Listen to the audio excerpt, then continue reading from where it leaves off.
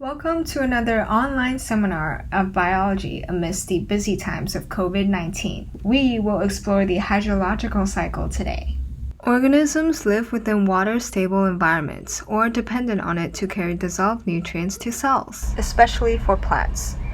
Water may also be found in cell cytoplasm, and also where most metabolic reactions take place. Water is a polar molecule achieved by covalent bonding joining one oxygen and two hydrogen atoms. Electrons attach to the oxygen end leaving a slightly negative charge, while two protons separately attach to the two hydrogen ends, leaving the slightly positive end. The balancing of the positive and negative poles on each end creates dihydrogen monoxide's polarity, allowing hydrogen bonds with other similar molecules of attraction. Here we see water in its liquid state. Water has a constant volume in the biosphere, whether as a solid, gas, or liquid. The specific amount in any one phase varies considerably as it continuously enters and leaves systems. With what I'm doing right now here, we may see the hydrogen bonds at work, where one oxygen's negative ends attract the positive end of another hydrogen molecule. This pulls water molecules together and explains their high boiling and melting points compared to other solvents. As water is being boiled, the hydrogen bonding requires additional energy, hence hotter temperatures to be able to break apart. An example of plants' capillary actions in action may be seen with the tissue. You probably wonders how rain, snow, or hail came to be. To understand better, we will start with the Earth's land and hydrosphere. With the existence of plants, they lose water through transpiration, lost as water vapor, a gaseous state.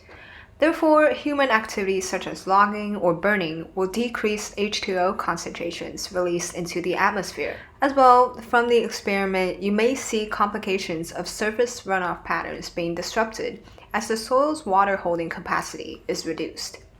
On the other hand, the Earth's surface water, such as oceans and lakes, absorb the sun's energy, leading to evaporation, forming water vapor too. As seen, both of these types of water vapor rises upward into the atmosphere, where low enough temperatures allow condensation to happen, enough for the naked eye to see, known as clouds. They basically combine into tiny droplets, hence their liquid state. The lighter ones are suspended as clouds, which are supported by air currents and winds. Though, with the dropping of temperatures, the tiny droplets form larger drops or ice crystals, hence precipitation. Well, in Macau, we only have rain, not even hail. Surface water from precipitation remain on the surface, accumulating into lakes and swamps. From rivers and streams, they eventually flow into the oceans, which is the bulk of water reserves. Groundwater from precipitation are what sinks into soil and rock subsurfaces, with the movement of water slow though still measurable. At times, permeable rocks allow their return through to the surface, seen as springs or merely as added water to existing streams or lakes. Water filtering downwards with gravity through percolation does so at fast rates, sped up with larger soil particles and pores.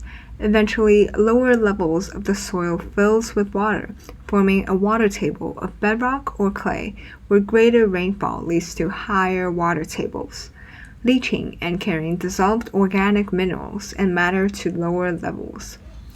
Humans use fresh water, from which is connected with water beneath the soil. Ultimately, water is recycled and cycled as living organisms release it back into the atmosphere and land, which is done through cellular respiration or the decay of dead organisms. With the advancement and development of human technology, we tend to pollute a lot. H2O's hydrogen bonding is what allows acid formations, hence acid rain, which are usually 4 times more acidic than normal rain. In summary, water absorbs and releases thermal energy, moderating temperature fluctuations, and is the medium which metabolic reactions take place, acting as an excellent solvent. Hence, in knowing these information, don't take water for granted.